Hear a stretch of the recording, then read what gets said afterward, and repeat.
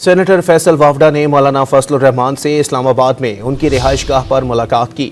मुलाकात के बाद मीडिया से गुफ्तगू में फैसल वावडा ने बताया कि मौलाना से मदारिस रजिस्ट्रेशन बिल पर दस्तखत में ताख़ीर और 26वीं आईनी तरमीम और बानी PTI के उनके हवारियों और अहलिया से तहफ़्फ़ुज़ पर बात हुई। फैसल वावडा का कहना था कि मुज़ाकरात और सियासत से नामुमकिन को मुमकिन किया जा सकता है। वो नफ़रत की सियासत ख़त्म करने के लिए हर जमात और स्टेक होल्डर के पास जाएंगे।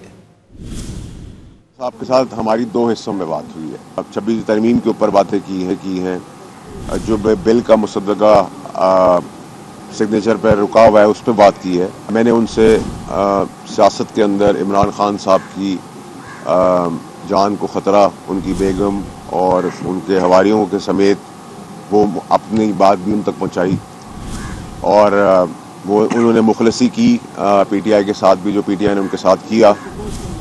मैं तो तब से फ़ैन हूँ मौलाना साहब का, जब से PTI को उन्होंने अपने साथ नीचे लगाया।